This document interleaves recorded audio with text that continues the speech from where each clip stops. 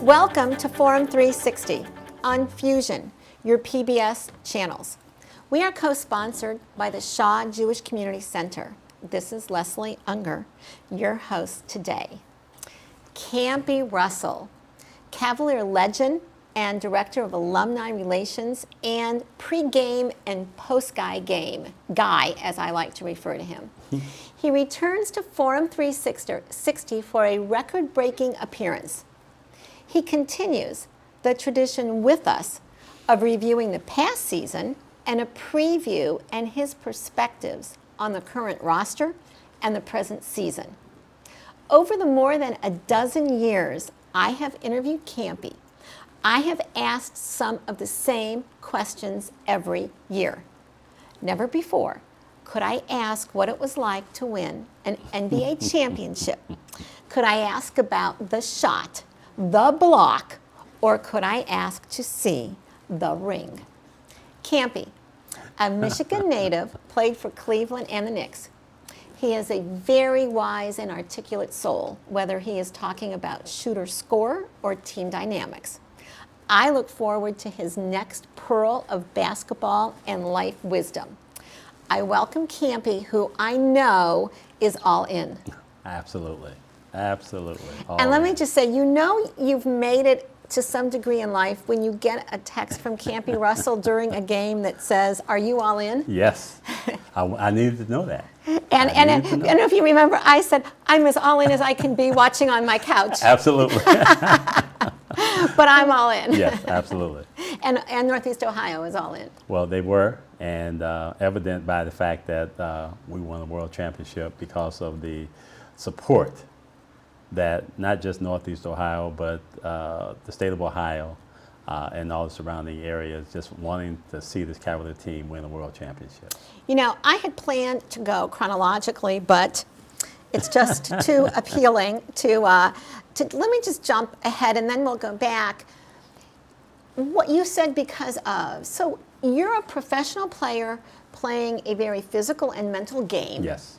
But so what part do fans, either in an arena or residents in a state, what part do they play in a playoff series?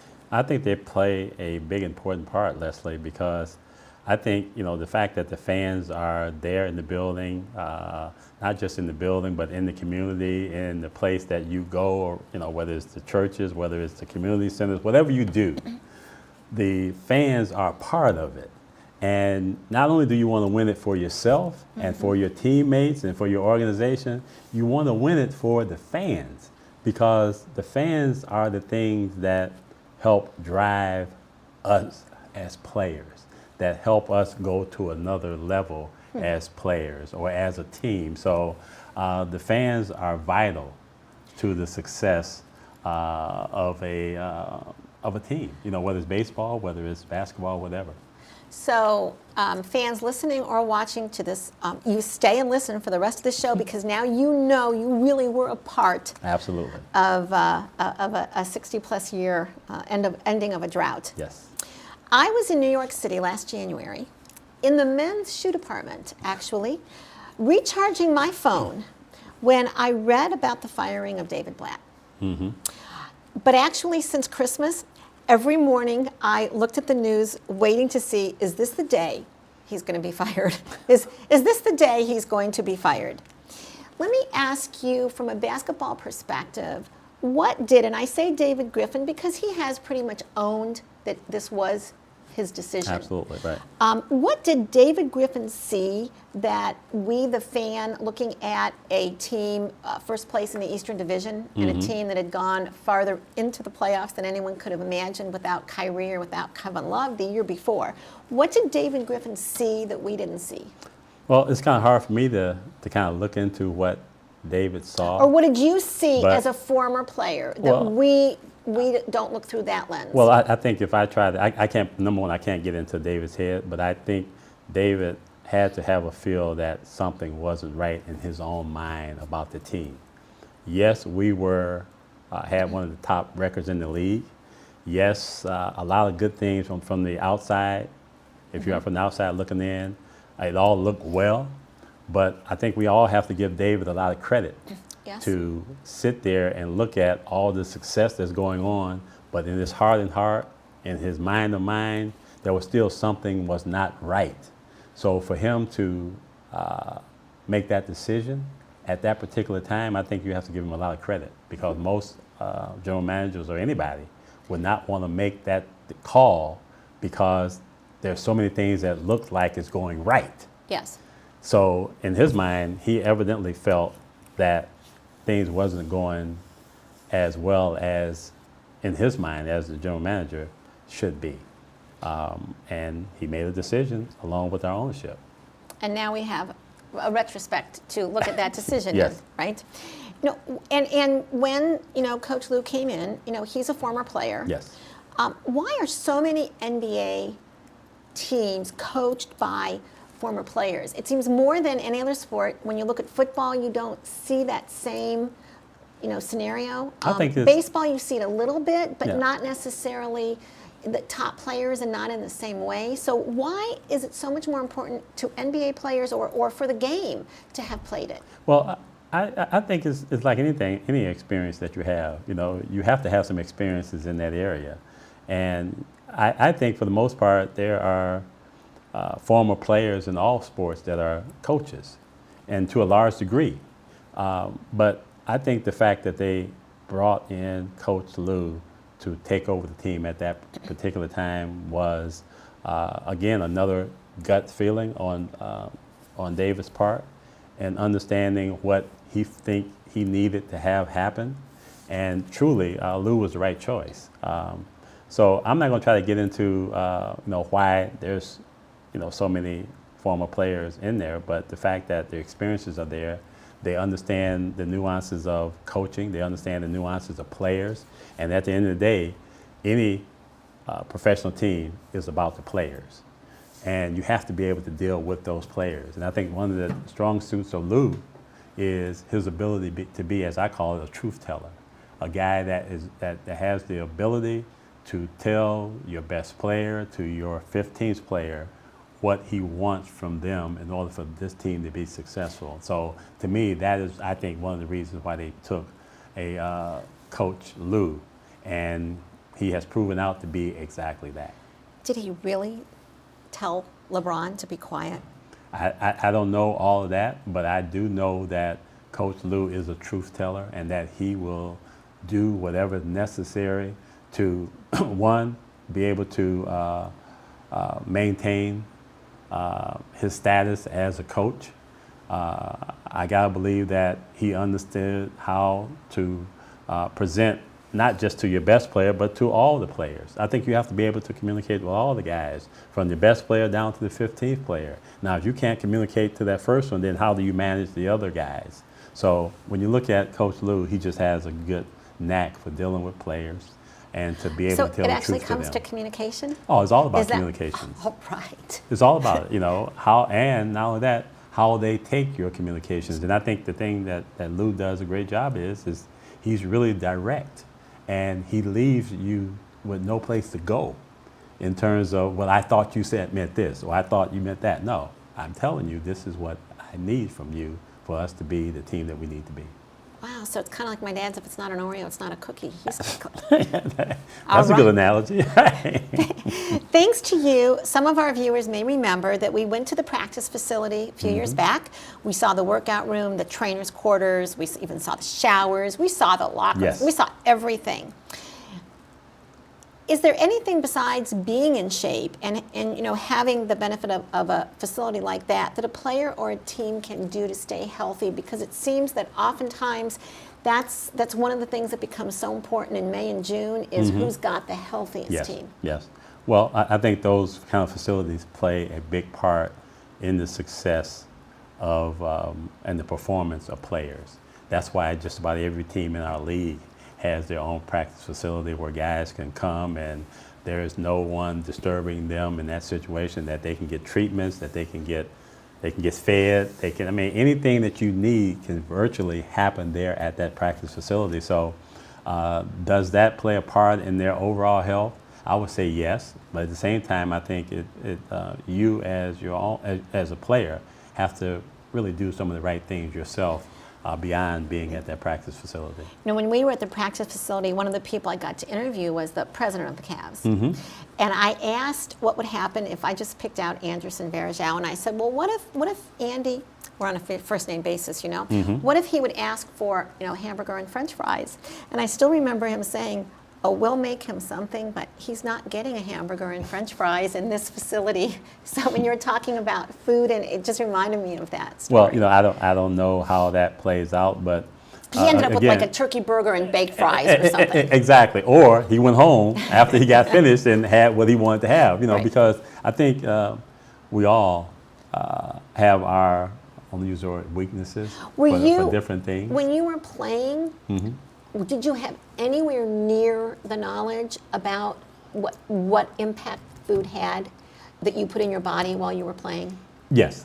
You did? Because I don't think we as a general audience knew at that time, but you did. Well, I think I was fortunate because I had some brothers, I had some other people that was around me that kind of talked to me about nutrition and the types of food I should be eating. And for the most part, you know, and this may be a taboo now, but for the most part during my playing days, I was basically a vegetarian with the exception of I ate fish from Really? time to time. Are you still? No. I've you know, because of my, I'm gonna use the word, my non-activity and my getting older and those type of things, my diet is pretty much somewhat the same, but I kind of eat now based upon what my body calls for, you know. So I've always been aware of that. Does it ever call for chocolate? Oh, absolutely. Okay, and I do it. And All I have right, it as well. okay, I just want to make sure about that. Don't deny yourself. Now, for years we talked about chemistry, a team chemistry, and you used your days at Michigan as an example. Yeah. When some of the better players graduated, you actually had more chemistry. Yeah. From your perspective, when and what happened to this team that it developed this chemistry that it appears to have from the outside that it appears to have? Can you identify like it was, you know, January 4th, you know, 2015, or, you know, can you identify a time or an incident that you remember seeing it? Well, I think, in my opinion, it started happening once Lou took over the job. It started happening at that time in terms of you know, I'm gonna say the overall feeling amongst the team was a lot better. I think, again, because Lou was a truth teller to the team, I think it started happening. I think our chemistry grew as the season went on, evident by how we went through the playoffs, how we got into the series with the Warriors, and how we were down 3-1, but the chemistry was always growing all the time. And then it reached this peak at the right time. So to me, all those things played into us winning a championship, and that has to do with chemistry. And the good news is the chemistry has gotten even better, you know, because you look at the performance of a Kevin Love this year. You know, I think last year he kind of struggled, but this year he is being the Kevin Love that we saw at Minnesota, but within the framework of what we're doing now.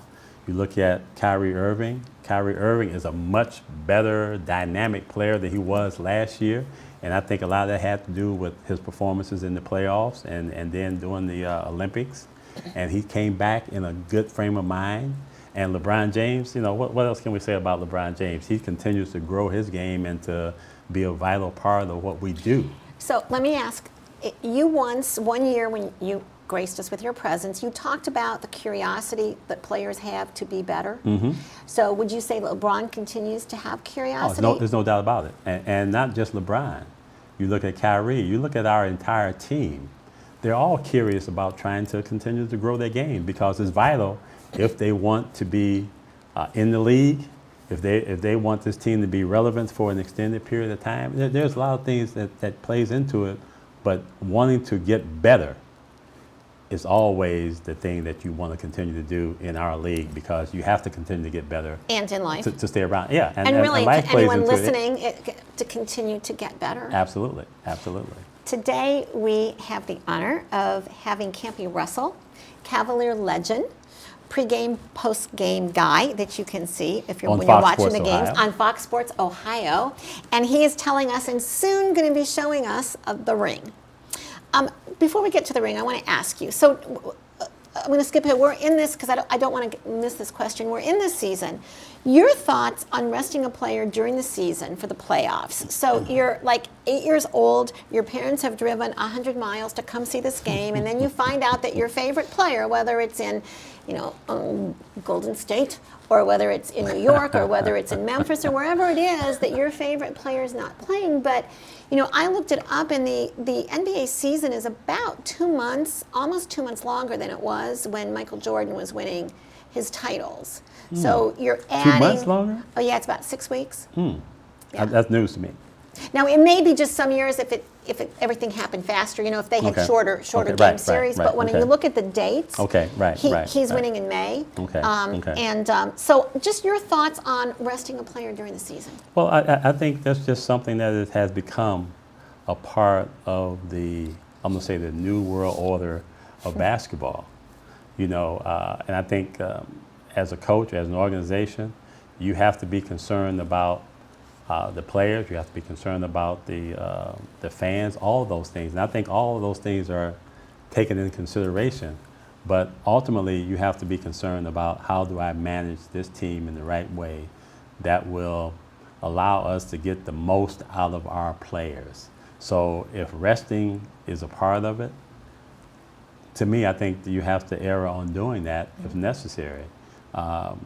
Yes, you're going to disappoint some people. You're going to disappoint some fans at your own building. But I think it's becoming a necessity in our league. And again, it's about trying to put the best product out there and play at the high level at that particular time as well. But also the ability to rest players. So I think it's important, and that's just the way it is at this particular New point. world order. And in some cases, it is disappointing. There's no question, but you just have to Well, I understand suppose it. it really isn't all that different than going to a Broadway play and seeing an understudy. Yes, right. You have to. I have to ask, when the Cavs are down 3-1. You heard a lot. No teams ever come back. Blah Yes. blah blah blah blah. Which, right. as a non-player, I thought was kind of overrated because before Roger Bannister ran a 4-minute mile, there had never been a 4-minute mile. Correct. But people kept saying it's never happened. It's never happened. Can you take yourself back to the Cavs being down 3-1 and what you thought the Well, playoffs yep. were going to play out as? Yeah, well, what it was going to play out as, I don't think anybody could make that call. But I felt like that our team was still into this, that they were not they had not taken an attitude of being defeated. I thought we had an opportunity, and I know this is cliche as all get out, but the only thing you can do is just go play this game that's in front of you. And that was the attitude of this basketball team, is just play this game. And when that game became, when it went from 3-1 to 3-2, they said, okay, the next game, let's just play this game. Let's not look ahead. Let's not listen to the noise. Let's just stay together as a team. And a lot of that had to do with Coach Lou and his staff. They go and they play game 6. They win game 6. They still in the same mind.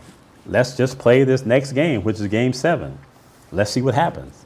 And we all know what happened. The parade, the trophy, the excitement. But I thought they had the right attitude, and let's just play it and see what happens. And what part, from a playing standpoint, and perhaps even observing, as you're there at the queue, because you're there for the pregame and the postgame, so you're watching the game.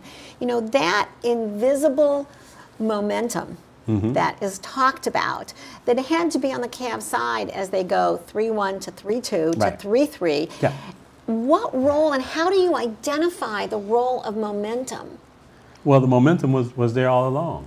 I mean, once you won game 2, then you win game 3. The momentum is rolling, for the most part, in your direction. Yes. Yes. And now you're in their building. Yes. And the momentum is still rolling in your direction, because now the pressure's all on them. They were up 3-1. The pressure's not on the Cavs, even though the Cavs still just looked at it as this is just the game that we're playing right here. And because they were so focused in this, is that even after the game was over, the guys were still thinking that there was going to be another game because that's how they were locked in To as one a game. team. One game. Exactly. Now, picture that you're Steve Kerr, and the momentum is going against you. Right. And you've now seen your team go from 3-1 to 3-2 to 3-3. Right, right. What can you do or say to stop that momentum? I'm going to use from his perspective, there was nothing. Because if all these elements didn't come together, and you talked about those elements earlier, you talked about the shot, you talked about the block, and there was a third element, which was, there was the shot, The ring. the block. No, there was the shot, Isn't it? The shot? the block. Okay, all right. See, and I can't even then remember my there was own. the shot, the block, and then the defensive play by Kevin Love. Okay. Those were three things that really helped propel this team. First, it was the block. If LeBron James would not have made that block, and he made that block because of his awareness, but also because J.R. Smith slowed Iguodala down just enough for LeBron to recover to get to that block shot. Great one. Then you look at the shot. Kyrie comes down and does this thing and make a great shot to put us up. Then Kevin Love closes it out with essentially a one-on-one situation with Curry. And he stayed in there in front of him and made him take a tough shot. So all the momentum was moving in the Cavs' direction at that particular time. Sometimes you cannot stop momentum because it becomes too overwhelming. The shot, the block, the shot, and the great defense by Kevin Love was all momentum. But and culminated that in the game. ring. So can you Absolutely. show us? Can I show it to you? Let me. Yes. Well, initially I thought about bringing it, but then I thought better of that, and I said, you know something, I can't bring this thing because as I referred to you earlier, the ring is a trophy in the shape of a ring, and believe me, it's something that we're all proud to have and be a part of. Because this is a once in a lifetime. Although you didn't, so that's the front of it. This is the front of it. Now, although you didn't play to win it, tell us in a few words what it meant to you to get that ring. It meant everything to me. The fact that I was in the right place at the right time. I was with an organization that brought me into the league back in '74. It meant everything to me because I knew how much it meant to not just me and the organization, but all of Northeast Ohio and Ohio. So 54 years, it meant a lot. Can you show us that it has your name on it? Oh yes, absolutely. And I'm hoping you'll be able to see it, but there it is right there. And so it has says, my name, it says Russell. And there's Russell. It doesn't say Campy, but it says Russell. And that's good and enough. And that's who I am. Absolutely.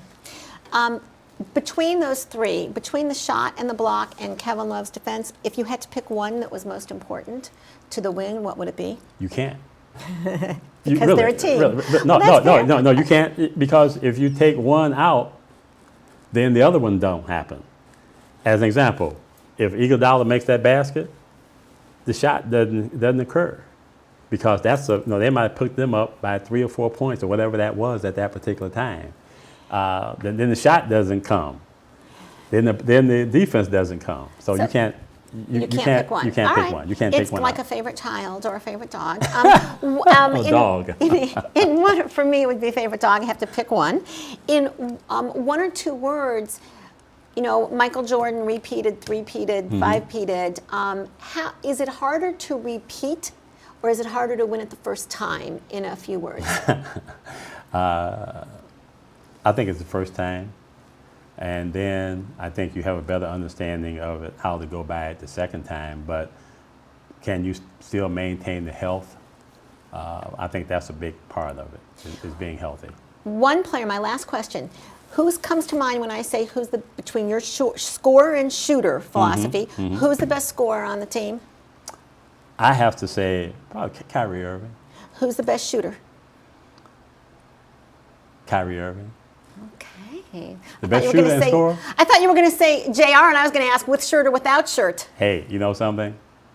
On anybody on this team, I would take Kyrie Irving for both of those. Wow. Shooting the ball and scoring the ball. Wow. Now that's a pearl of wisdom. Thank you for joining us today on Forum 360. This is Leslie Ungar, your host today, who promised you pearls of basketball and life wisdom and did deliver on that with Campy. I say it each year, I interview Campy Russell, Cavalier legend. He is a very wise and articulate soul. Campy has shared some of his NBA experience with us. He played the game and has the ability to talk about it so that we civilians can understand. You now have a little cheat sheet. Now you have an understanding of some things to expect and some players to watch for this season and in the future. Remember the points Campy has told us to look for throughout the season. Kyrie, remember the ring. This season of get back to the finals and repeat. There is much about every season and sport that we don't know. But we do know that Northeast Ohio is better for having the Cavaliers and today Campy Russell and the ring. You better be all in when Campy texts you and asks. Thanks for joining us today. Forum 360 is brought to you with support from Electric Impulse Communications, Kim and Harvey Nelson, Rubber City Radio Group, Acronist.com, Hudson Cable, Medical Mutual of Ohio, Forum 360 supporters, and the Shaw Jewish Community Center of Akron.